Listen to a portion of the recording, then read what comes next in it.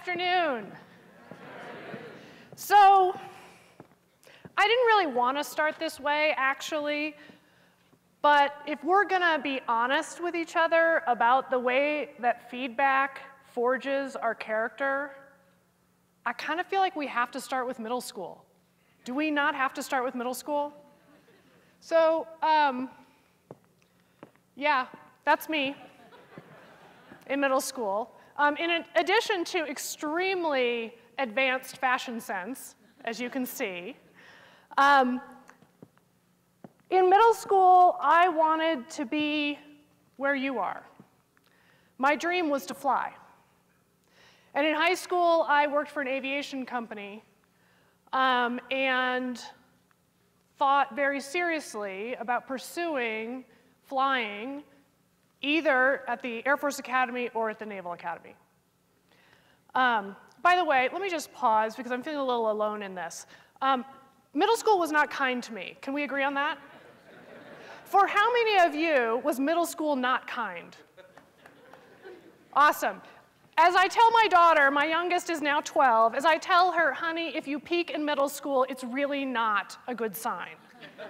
Okay, all of the adults who are interesting, self-reflective, thoughtful people had a hard time in middle school and got lots of feedback along the way. And that is character building. It's God's little joke to keep us humble, by the way.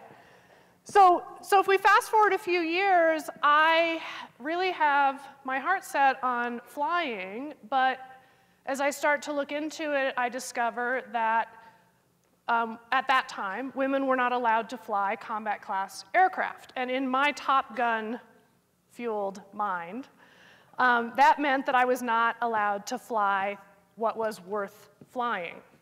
I don't think that that's true anymore, but at least my 17-year-old self thought that was true.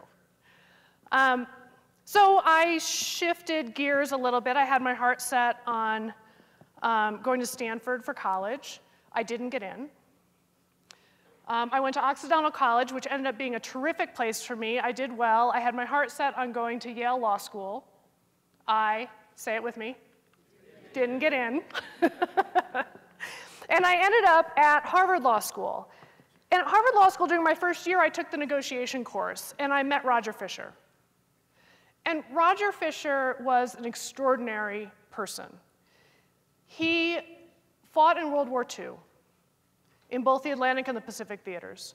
And when he came home from the war, he found that of the 6 college roommates who did their freshman year together, and at the end of which they stopped out, as they called it then, I guess, to go to war, he was the only one who came home.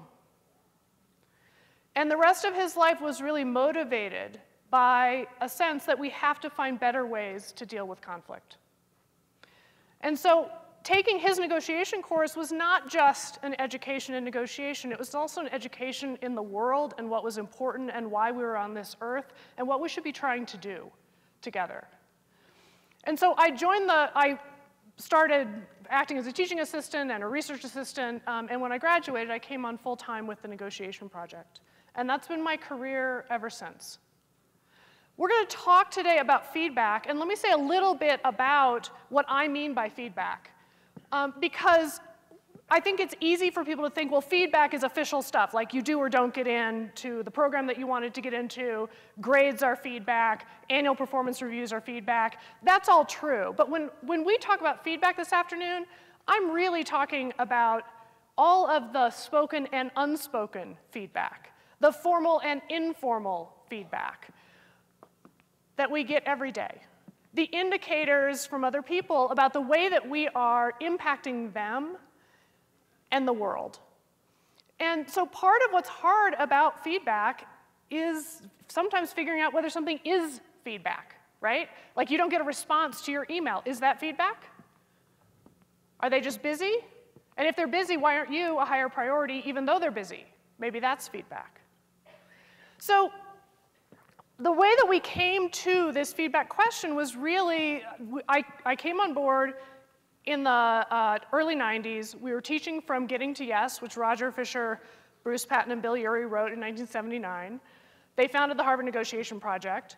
And we're teaching this stuff and people are going out and using it and coming back to say, hey, this getting to yes approach and principled negotiation, win-win approach is really helpful. It's helping me in all these ways. But I have to tell you that every once in a while, I'm running into a situation where when I try your approach, it's not really working.